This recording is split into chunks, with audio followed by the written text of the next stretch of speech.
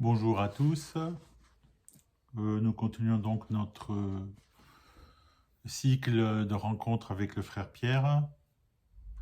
Je remercie tous ceux qui nous suivent pour une nouvelle vidéo. Alors celle-ci, dans le suivi logique de notre sujet, elle est, je trouve qu'elle tombe au bon moment, mais en réalité, au point de vue chronologique, ce n'est pas la dernière en date. Donc je la passe aujourd'hui parce que je trouve qu'elle continue un peu notre évolution, même si on a, avec le frère Pierre, aucun plan précis, que c'est beaucoup lié à l'intuition qu'il a ou à l'inspiration qu'il a au moment de l'entretien. Mais je pense qu'elle est bien là parce que pour la première fois, il nous formule en quelque sorte une prière, puisqu'il a au départ beaucoup insisté que finalement la vraie prière, c'est celle qui se fait en présence du Christ et qui a une influence sur notre vie, qui change notre vie, notre façon de vivre. Et que la présence même, précédée par le silence, par ce dialogue qui se fait dans le silence, est déjà rencontre et déjà prière. Et là, c'était à l'occasion de la Semaine Sainte, où il a donc donné cette idée, que je résume comme cela, où il disait « Personne ne pouvait imaginer que celui qui venait d'être mis à mort le vendredi, laissant dans une détresse absolue sa mère et ses disciples, allait ressusciter le dimanche, venir à leur rencontre dans son corps de ressuscité et monter au ciel quelques jours après, le jour de l'Ascension. Et pourtant, tout cela a eu lieu. Désormais, tout change. Et depuis la résurrection, lorsque je me mets en présence du ressuscité, que je lui lance cette prière, SOS Jésus, telle que formulée par le frère Pierre, et qui rappelle par quelques points la prière de Jésus, très connue chez les orthodoxes. Donc quand je lui lance cette prière SOS Jésus, je ne peux pas imaginer une seconde qu'il ne sera pas là pour m'aider à surmonter l'obstacle, tout comme alors que j'étais dans la détresse absolue, et que ses disciples étaient dans la détresse absolue le vendredi, il a ressuscité le dimanche. Donc je ne peux pas imaginer une seule seconde qu'il ne sera pas là pour sortir de ma détresse qui est pourtant insondable, surmonter l'obstacle qui est pourtant insurmontable, et effacer ma tristesse en la remplaçant par la paix et la joie. Comme le dit le frère Pierre, la prière en présence du Seigneur nous donne une propriété fondamentale, une propriété que il constate lui-même dans sa pratique de tous les jours. Je pense que nous constatons nous-mêmes, et pour nous, et pour ceux qui nous entourent, c'est le discernement que seule la prière peut permettre. Nous vivons en effet dans une époque qui a déjà été annoncée par le Christ. Et là, je fais appel à un passage de l'Évangile que je vais vous lire. C'est dans l'Évangile du Saint Matthieu, chapitre 13, au moment où il explique la parole, enfin, il dit la parole du semeur sans l'expliquer à la population. Et les disciples s'approchent de lui pour lui dire « Mais pourquoi leur parles-tu en parabole ?» Et là, il répondit « Parce qu'à vous, il est donné de connaître les mystères du royaume des cieux. » On parlait tout à l'heure de discernement. Tandis qu'à cela, ce n'est pas donné. Car à celui qui a, il sera donné. Plus on discerne l'infini, plus c'est infini, et plus on est comblé. Mais à celui qui n'a pas, même ce qu'il a, lui sera retiré. Et plus on se contente du fini, et plus un jour il est fini, et il lui est retiré. Voilà pourquoi je leur parle en parabole, parce qu'ils regardent sans regarder, et qu'ils entendent sans entendre ni comprendre. C'est quelque chose que le frère Pierre dit dans sa vidéo expérimentée avec beaucoup de tristesse souvent. Et pour eux s'accomplit la prophétie d'Isaïe qui dit, donc là c'est repris par le Christ cette prophétie, « Vous aurez beau entendre, vous ne comprendrez pas, vous aurez beau regarder, vous ne verrez pas. Car le cœur de ce peuple s'est épaissi, ils sont devenus durs d'oreilles, ils se sont bouchés les yeux pour ne pas voir de leurs yeux, ne pas entendre de leurs oreilles, ne pas comprendre avec leur cœur, et pour ne pas se convertir, et je les aurai guéris. Mais vous, heureux vos yeux parce qu'ils voient, et vos oreilles parce qu'elles entendent. En vérité, je vous le déclare, beaucoup de prophètes, beaucoup de justes ont désiré voir ce que vous voyez, et ne l'ont pas vu, entendre ce que vous entendez, et ne l'ont pas entendu. » À partir de ce moment-là, l'histoire s'est continuée par la crucifixion et surtout la résurrection du Christ dans laquelle nous vivons jusqu'à aujourd'hui. Nous vivons avec cette possibilité de voir et d'entendre grâce au Christ ressuscité. Donc comme le dit le frère Pierre, la prière en présence du Seigneur nous donne une propriété fondamentale, c'est le discernement que seule la prière peut permettre. Et comme il dit dans une de ses phrases, ce qui l'attriste beaucoup, c'est la dichotomie qui existe entre la prière et la vie. Les gens ne rentrent pas la prière dans leur vie, ou la vie ne rentre pas, la prière ne rentre pas dans leur vie. Mais c'est le discernement qui nous est donc offert pendant la prière par le Saint-Esprit. Ce même Saint-Esprit que le Christ a envoyé à ses disciples après sa résurrection et son ascension au ciel. Donc au moment de la Pentecôte, on considère le moment de la création de l'Église, mais de l'Église de chair, par les hommes habités par le Saint-Esprit. C'est comme cela que l'impossible devient un simple fait de notre vie qui se construit. C'est comme cela que l'infini vient à la rencontre du fini pour l'aider à traverser la vie, lui donner ou lui redonner le sens des choses et donc le sens de la joie de l'existence. Voilà, je vous laisse avec cette vidéo. J'ai l'impression d'avoir été un peu long aujourd'hui, mais bon. Donc vous pouvez vous abonner, vous pouvez commenter, vous pouvez partager. Et bonne lecture. Bonjour. Bonjour mon frère. Bonjour mon frère. On continue notre cycle d'entretien Oui. régulier, Oui. avec une grande joie comme, Et les partager. comme tu le dis souvent. Et là aujourd'hui, comme tu me l'as dit avant que l'on commence d'enregistrer, il y a un rapport avec donc cette semaine sainte et Pâques qui est aux portes. Voilà, donc je te laisse. Alors justement, la semaine sainte, je te parlais à l'instant de ma méditation de tous ces jours-ci. On était très loin d'imaginer le vendredi, alors nous on l'appelle maintenant le vendredi de la semaine sainte, mais le vendredi de l'an 30, de la Pâque de l'an 30, on ne pouvait que l'appeler que le vendredi de la mort de Jésus.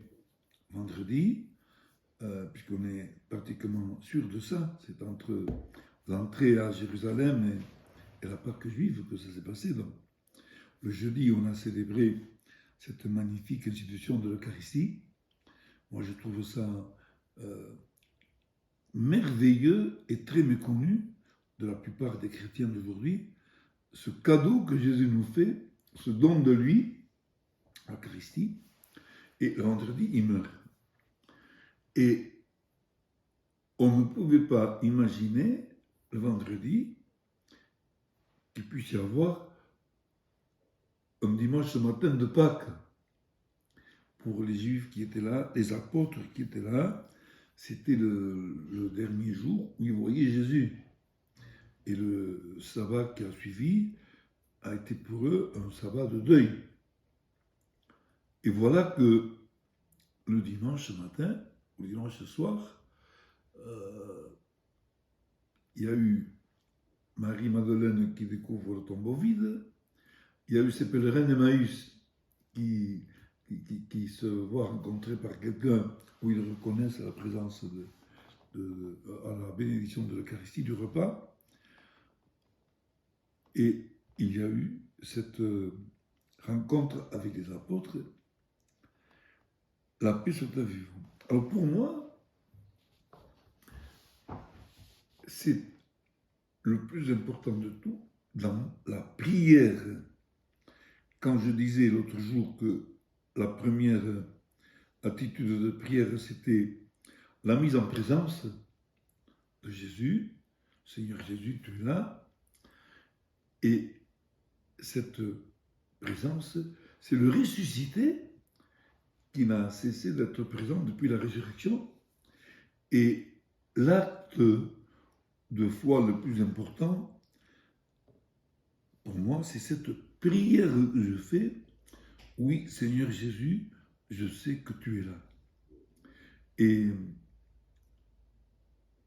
de même qu'on ne pouvait pas imaginer le vendredi qu'il y aurait un dimanche de Pâques, de même, je ne peux pas imaginer, Seigneur Jésus, que dans les impasses que je vis, les obstacles très grands que je rencontre, avec toi, dans la prière, je vais trouver dans l'impasse un chemin qui contourne l'impasse, dans l'obstacle une manière aussi de le contourner, dans la détresse la paix, dans la tristesse la joie. Je ne sais pas, je ne peux pas imaginer, mais je sais qu'avec toi, je ne peux pas ne pas avoir la lumière et la force qu'il me faut pour tenir le coup dans ce que je vis. Seigneur Jésus, ça c'est ma grande prière.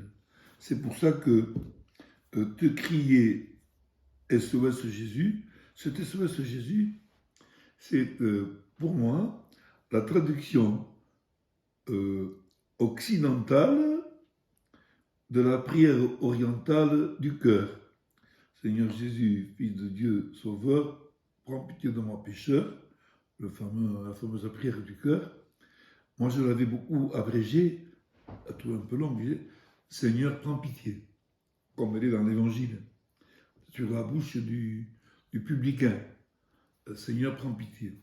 Il a ajouté le pécheur que je suis. Et moi, un jeune d'ici, qui aujourd'hui ne perd plus, il n'est plus ici, mais il ne perd plus non plus, là où il est, m'avait laissé SOS Jésus, Jésus au secours.